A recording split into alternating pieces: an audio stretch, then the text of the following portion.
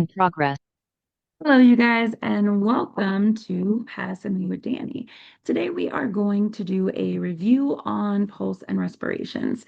I want to kind of go through and start doing little mini lesson reviews with you guys so that you can have a good understanding of the material that you guys are going to be tested on. And I've been receiving a lot of messages and requests for this. So let's go ahead and hop into our mini review of pulse and respiration. Now, let's go ahead and start off with what is a pulse, right? The pulse is basically the rhythmic expansion and recoil of an artery with each heartbeat. So, why does this matter? When we measure the patient's pulse, this reflects the heart rhythm and also the rate. It also indicates the cardiac output and circulation. Now, again, pulse provides clues about a patient's overall condition. This is one of the major vital signs, and it helps guide patient care. Now, we notice changes in pulse. This can actually signify health problems early on. So let's go ahead and dive into it. When we talk about the pulse assessment, we are kind of assessing four key components outside of how many beats they have per minute. We're looking at the rate, okay? This is how fast the patient's heart beats. This is what we call the number of beats per minute, and that is BPM, beats per minute. Now, we also check the rhythm. The rhythm, I want you guys to think about the synchronized beats or the pattern of the actual pulse beats. And then we look at the strength. This is the force of the pulse. Is it strong? Is it weak? And then we look at the character. This is telling us, is the pulse bounding? Is it rapid? Is it slow? Okay. All right. So four key components we assess: the rate, the rhythm, the strength, and also the character. Now we look at a pulse rate for an adult, and this is a high yield subject area covered on the exam. A normal resting heart rate for an adult is between 60 and 100 beats per minute. You guys need to remember that. A normal resting heart rate for an adult is 60 to 100 beats per minute. Now, it is perfectly normal for a patient's heart rate to exceed 100 beats per minute. If they're exercising, you're going up a flight of stairs, running across a parking lot, that is normal. But we're talking about at rest. And there's also a couple of other things that can play a factor. Let's say you have patients that are athletes or those who do extensive cardio. It's normal for their heart rate to even rest in the 50s. I am not as cardio active as I should be. The 50s is not normal for me. But for an active patient, that would be okay for them. Okay. Again, 60 to 100 beats per minute is the normal resting heart rate. Anything less than 60 beats per minute is what we call bradycardia. Okay, a resting heart rate of less than 60 beats per minute is bradycardia. Taking it back to med terms, Brady means slow, cardi's heart. Slap them together, we have bradycardia. We have a slow heart rate.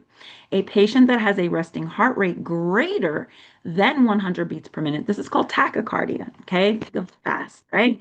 Tachy means fast. So that is a heart rate greater than 100 beats per minute at rest. Okay. Now, when we talk about counting a manual pulse rate on a patient, the way that we utilize this is we use the the radial artery. Now, I want you guys to remember for a manual pulse, we use the radial artery. Well, if you're like, well, where's the radial artery at? I want you to remember that it is on the thumb side of the wrist. Okay, so here's my hand. The thumb side of the wrist is going to be the radial artery.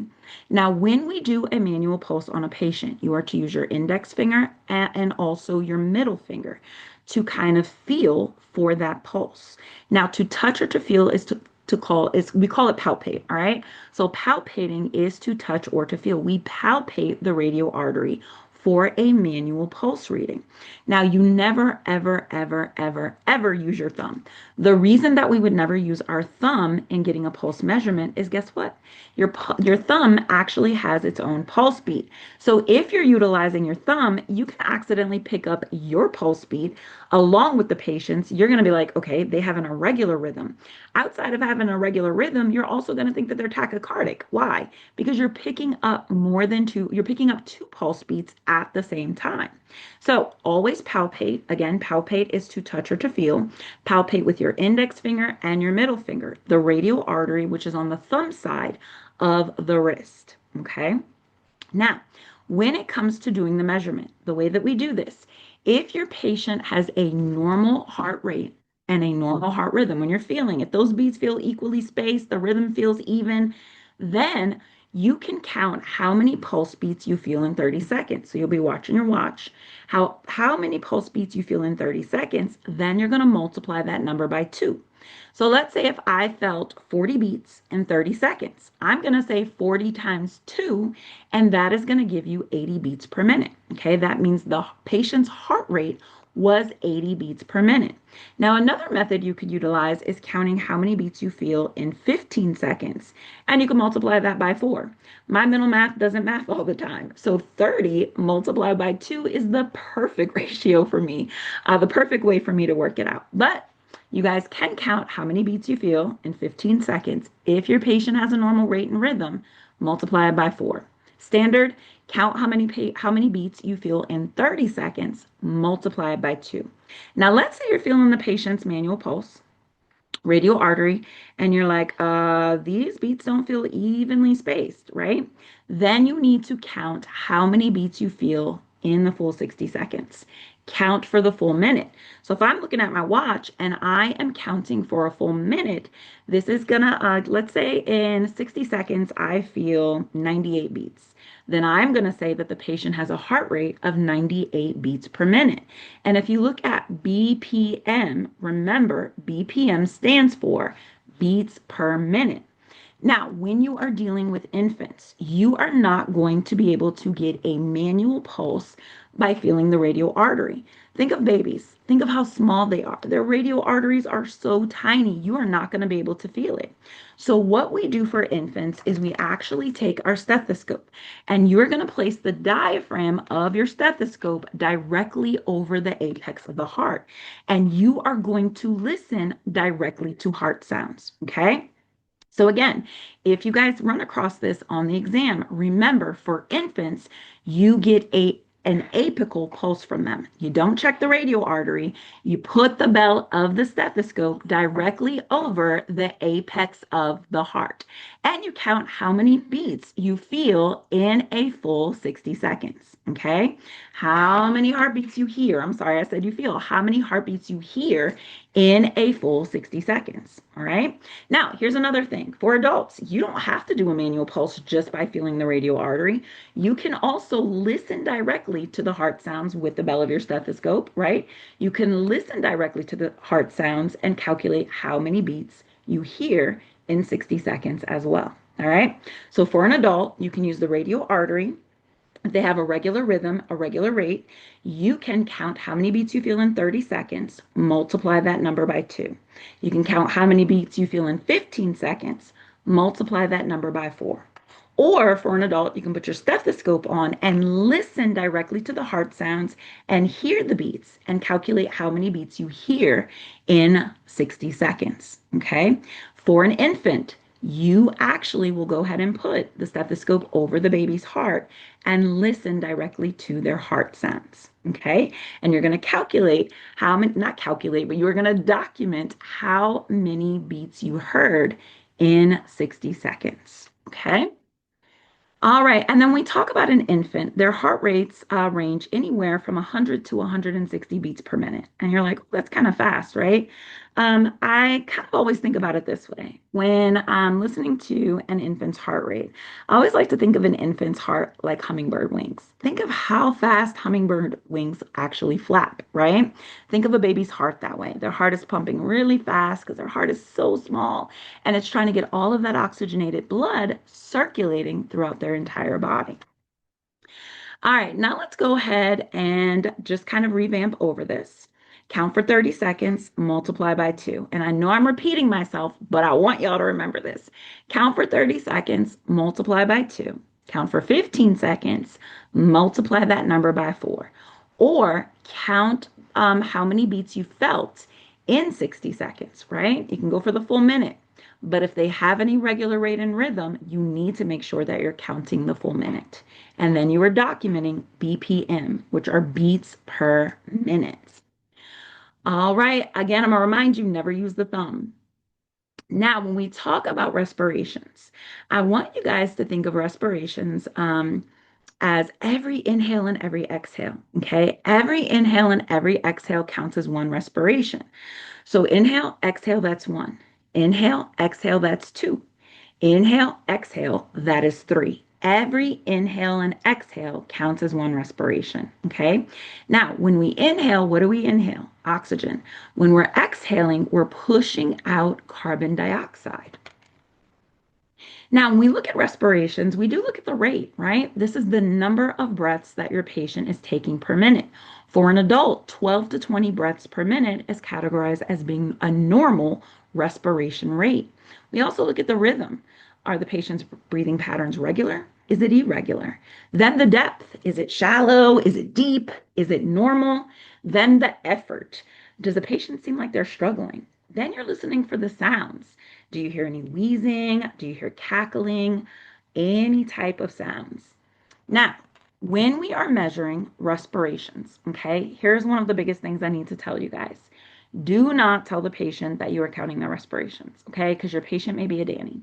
If you tell me that you are counting my respirations, I'm going to count with you. And then along the way, I'm going to hold my breath because I'm going to be like, hold up, I'm counting too fast. Or then I might try to breathe faster because I think I'm counting too slow. I'm going to make it awkward, okay? I'm going to make it very awkward for myself and I'm going to make it awkward for you. Do not tell the patients because then you make someone conscious about their breathing and about their breathing pattern, okay? Don't tell me because it's going to be weird. I promise you it's going to be weird. So what you do is the first 30 seconds, hanging on to that radial artery, right? Looking at our watch, and in the first 30 seconds, we are feeling for how many beats we feel in 30 seconds. Remember, multiplying that by 2. Now, I am not letting go of that patient's radial artery. I'm going to have the patient thinking that I am still counting their pulse. But now I'm not. Now I am watching the rise and the fall of my patient's chest. And for the next 30 seconds, I'm counting how many breaths, how many respirations occur within those 30 seconds. And I'm also going to do what? Multiply that number by 2. So if my patient has 6 respirations in 30 seconds, I'm going to say 6 multiplied by 2. Then I'm going to document that my patient has a respiration rate of 12 beats per minute. Okay. Now, if you do find that the patient's breathing pattern is abnormal, it's irregular, then go ahead and count the respirations for the full 60 seconds. Count how many breaths your patient takes within that minute.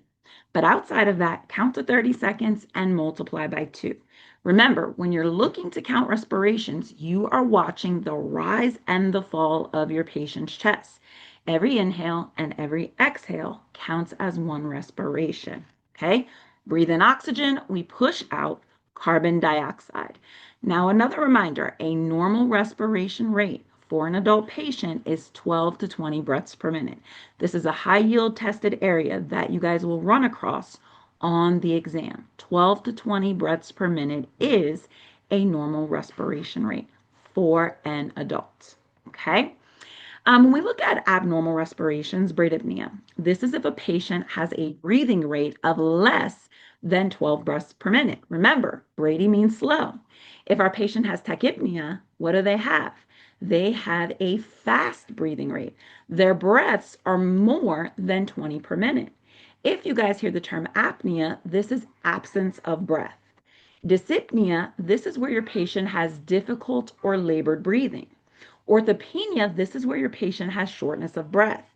If you have your patient in supine, the way I remember supine is on the spine. This means your patient is laying flat on their back, okay?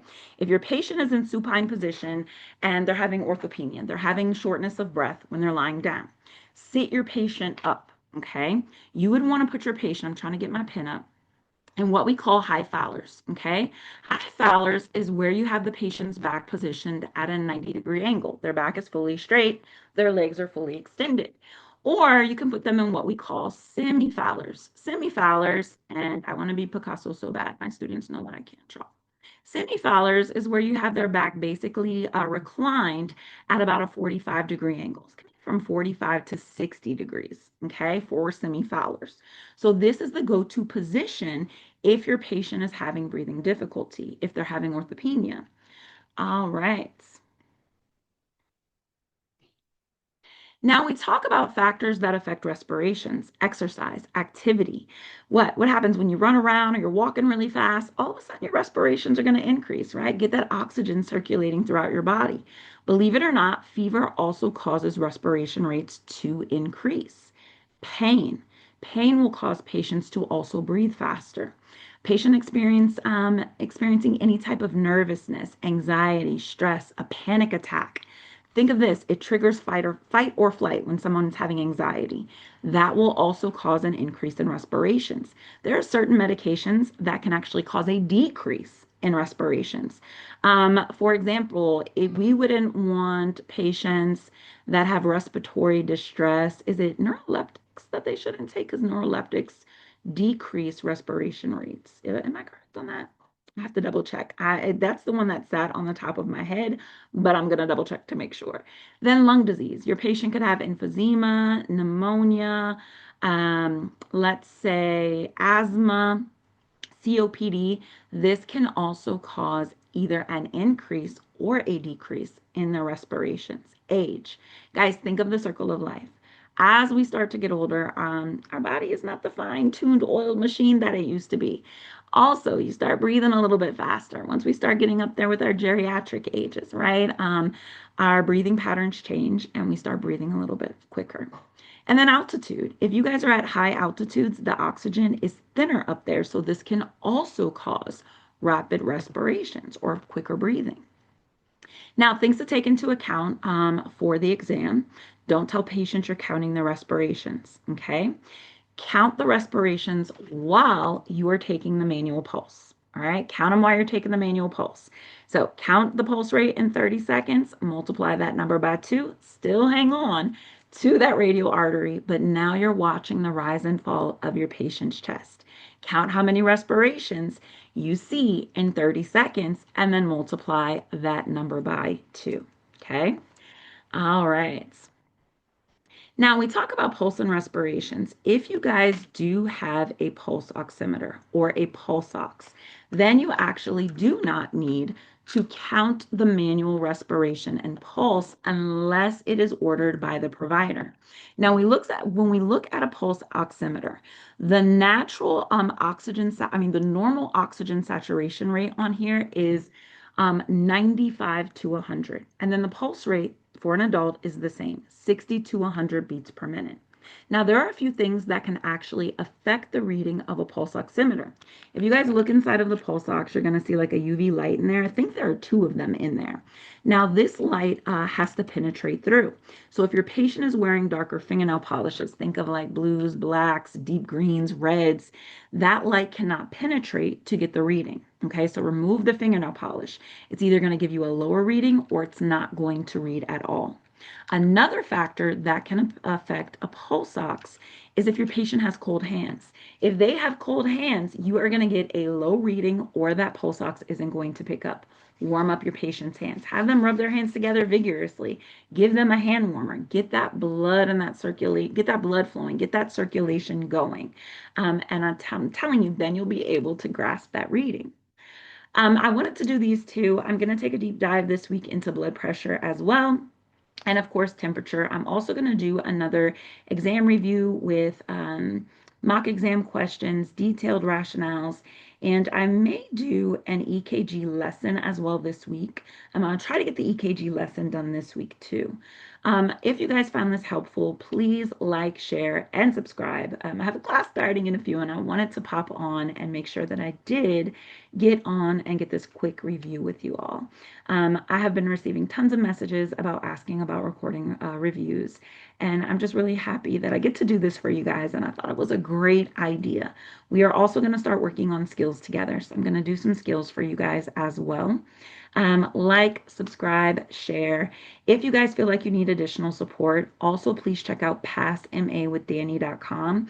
There you're going to find modules, every module that is high yield exam topics.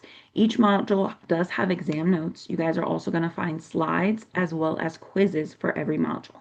Outside of the modules, you guys are going to have resources, little cheat sheets or note sheets as well as a bunch of different material to help and prep you for the exam. You'll also find 10 100 question mock exams with rationales and a 200 question final with rationales. The quizzes and the mock exams, you guys can take unlimited attempts. So if you find that you need a bit more help, check passmawithdanny.com. Also, if you have Facebook, look for the Pass MA with Danny Facebook group. There we have a plethora of people, students looking to test, those looking for more information. And it's just such a great little resource group because we are able to uplift, motivate, cheer each other on, share resources. So definitely look into the Pass MA with Danny Facebook group as well as passmawithdanny.com. Also, jump in the comments. Let me know what you want to see more lessons on, what additional reviews you guys are interested in, because my goal is to make this beneficial for each and every one of you guys. It has been an absolute pleasure. If you guys have questions, please do not hesitate to let me know.